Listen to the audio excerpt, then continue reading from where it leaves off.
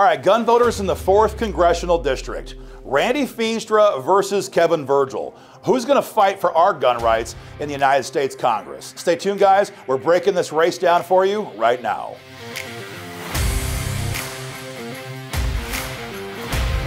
Hey guys, Aaron Dorr here with Iowa Gun Owners. The June 4th primary is right around the corner, and we're getting a lot of questions from IGO members and other gun voters in central and western Iowa about this big matchup between Randy Feenstra and Kevin Virgil. And the question you're asking us, it's not who says they're pro-gun, because it's Iowa, it's a Republican Party primary, everyone says they're pro-gun.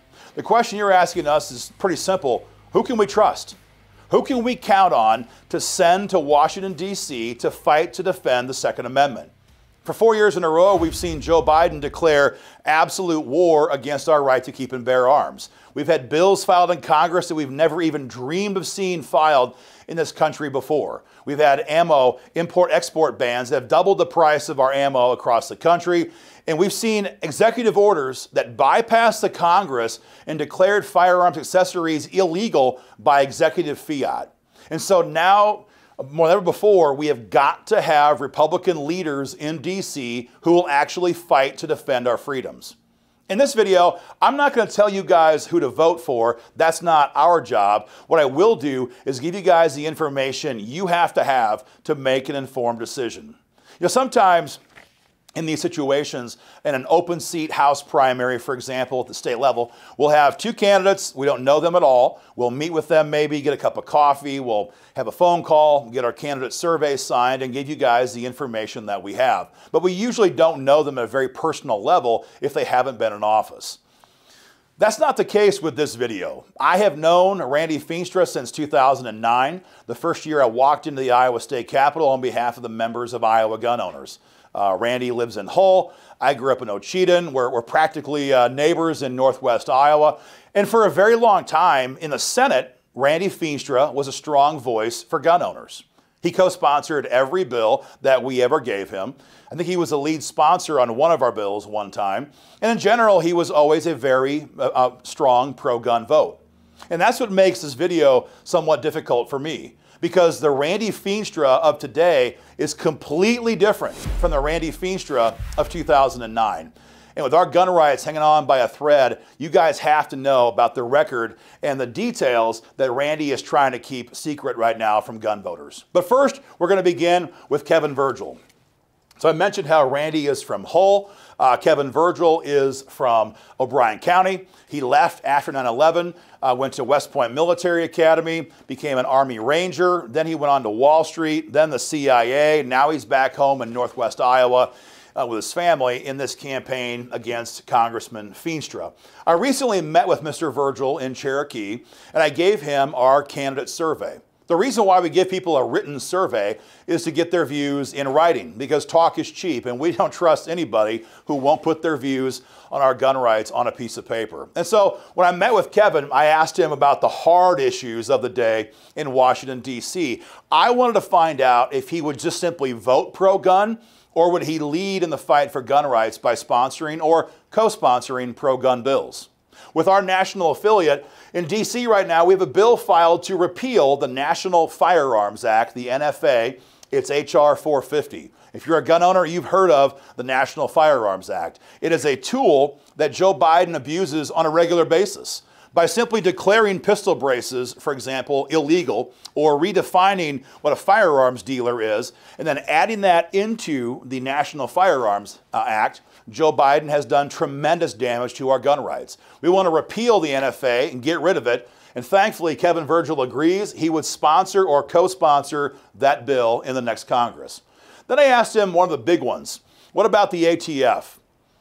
For a lot of gun owners, the time has come. We know this agency can't be reformed. It can't be fixed. It can't be cleaned up. And their very existence right now is a threat to gun owners, puppies, and the Second Amendment nationwide. You like that joke? That was a good one, I thought.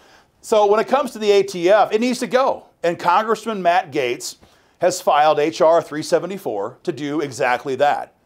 Kevin Virgil said in writing that he would support that bill. He'd sponsor it or co-sponsor it to help us abolish the ATF once and for all. Then I asked him about the National Stand Your Ground Act. also filed by Matt Gaetz. It's H.R. 6248. We need a national stand your ground law because in a pro-gun state like Iowa, where we have stand your ground law on the books, the problem that we've seen recently is that after a high-profile shooting, think Kyle Rittenhouse, when the prosecution cannot prove a person's guilt or doesn't even try because they know they did not break the law, what we're seeing is an angry Department of Justice and Attorney General Merrick Garland dispatching U.S. attorneys to try to bring federal charges against that person out of political spite. We need national stand your ground law to address that. Kevin Virgil agrees, and he would support H.R. 6248 by sponsoring or co-sponsoring that bill in the next Congress. Every question we asked him, he's opposed to red flag gun seizures, opposed to AR-15 bans, opposed to waiting periods, opposed to raising the age of when you can buy a firearm, 100% pro-gun. You can see Kevin Virgil's survey yourself right now on our website at iowagunowners.org. That brings up Congressman Feenstra. Like I said, I've known Randy for a very long time, and he used to be very pro-gun. And so when Randy ran for Congress in 2020, he called me and he asked for our candidate survey. I gave it to him. He surveyed, promised to be a champion in the Congress if elected, got to Washington, D.C., and promptly forgot every promise he ever made to gun owners. And that's why it was particularly interesting to me when about a week or 10 days ago, Randy Feenstra's office called and he surveyed again with Iowa gun owners. 100% survey. And I had to laugh out loud when I read it because on the survey, we asked Randy Feenstra, would you support bills like H.R. 450 to repeal the National Firearms Act? Randy says, yes, I'd support that. Problem is, for the last 2 years, when I've called him and asked him to co-sponsor it, Randy refused. Same thing when it comes to H.R. 374, abolish the ATF.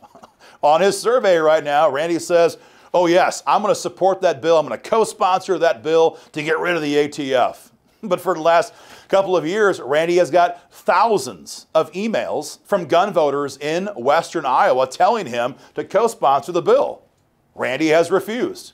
Same thing with national stand your ground law. On his survey, Randy has the gall to say he would co-sponsor that bill.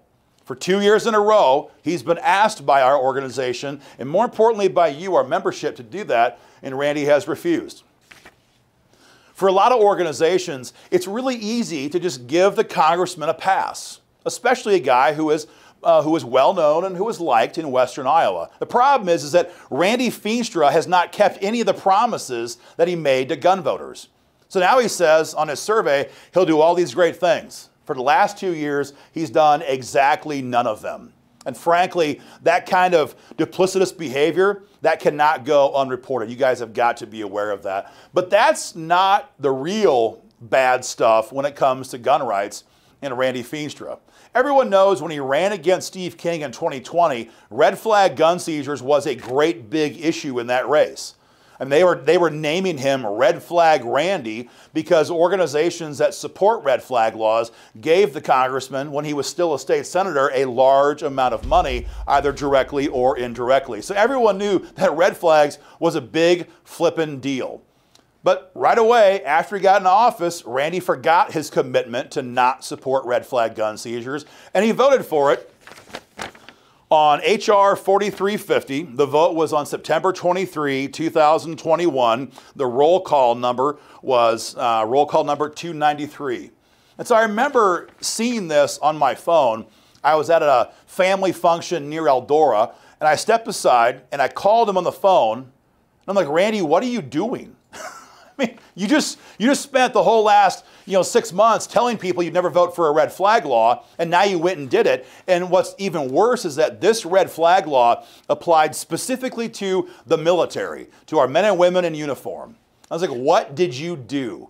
And Randy said, well, we're going to fix it. We're going to fix it. And I was like, fix it, Schmitz, I don't care. You said you were going to hold the line and never vote for red flag laws, and you broke your promise. Shameful stuff.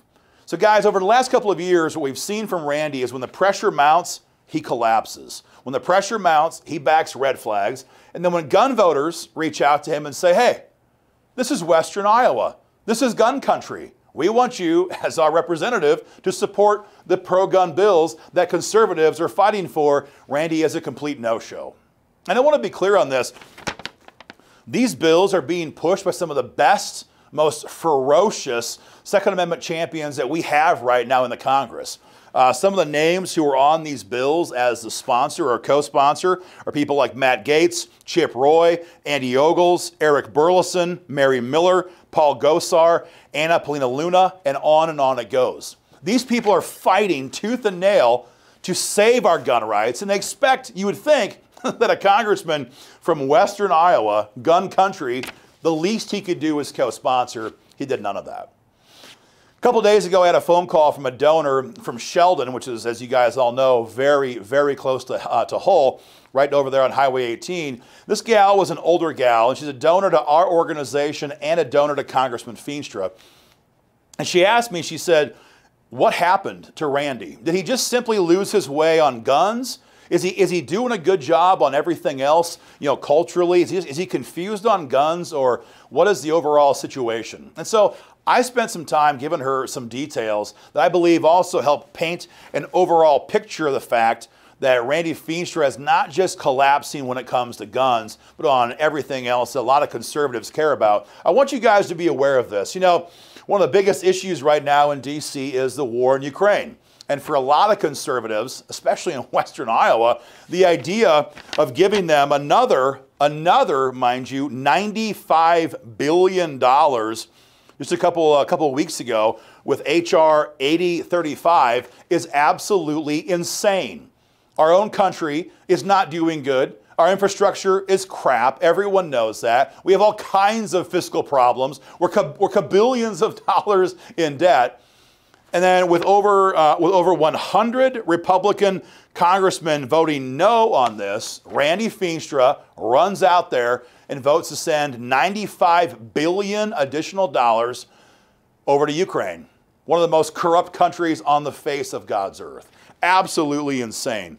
One of the biggest ones, though, I thought, from a gun perspective outside of the direct issues here on the board, is Randy's vote just very recently to extend the FISA warrant situation, the FISA courts. You've all heard about this. This is the Foreign Intelligence Service Court. It's FISA for short, and it was set up back in 1979 to give the government the ability to spy on foreign nationals, that's the key word, foreign nationals, not Americans, in this country that the government thought might be spies against America. They established a secret court to give them permission to seek warrants to track and spy on these suspected spies. It was never supposed to be, anyway, supposedly, used against American citizens. But we all know now that it is. President Trump, of course, was spied on through a FISA warrant. It's complete crap. They weaponized the entire spy apparatus against a presidential candidate and created what the now defunct, the now BS Steele dossier. And now they're doing the exact same thing to political opponents all across the country. I Googled this because some of you might think to yourself, well, they still have to get a warrant, so it's not totally reckless. Yeah, not really. I found this out. Over the last 25 years, 41,222 FISA warrants were applied for in these secret courts with these secret judges that we can know nothing about. And do you want to guess, out of 41,222 applications, how many were rejected? 85. 85. So this is a rubber stamp factory to give our government and our spy apparatus permission, a blank check, to spy on political dissidents. Everyone knows that. Trump was the biggest victim of that, but it's happening far beyond that. And so when it comes up for a reauthorization vote, how do you think he voted? Randy Feenstra was a yes vote on H.R. 7888. It's insanity. It's insanity. Last fall, a year and a half ago, when there was the huge leadership election over Kevin McCarthy as Speaker of the House, when dozens of pro-gun and conservative Congress members were fighting like heck to keep that swamp monster out of the Speaker's gavel, out of the Speaker's chair, where do you think Randy Feenstra stood? Side by side, arm in arm with Kevin McCarthy. Kevin McCarthy is the very definition of the DC swamp. He is one part PAC, one part consultant, one part media, no part freedom. He's an absolute terrible person who has used his power to weaken our freedoms every chance he gets, attacking conservative candidates every chance he gets.